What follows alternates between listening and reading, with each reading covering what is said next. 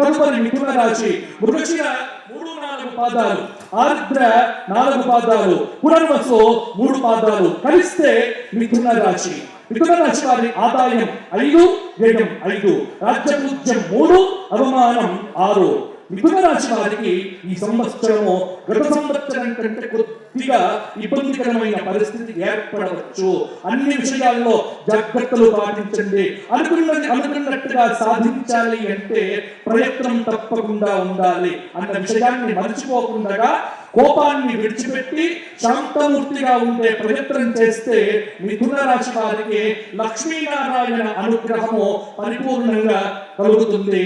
కాబట్టి ప్రతిరోజు అర్ధనారీశ్వర స్తోత్ర పారాయణం చేయండి మిథున రాశి వారు. కర్కాటక రాశి పునర్వసు 4వ పాదం, పుష్యమి 4 పాదాలు, ఆశ్లేష 4 పాదాలు. కర్కాటక రాశి వారికి ఆదాయం 14, వ్యయం 2.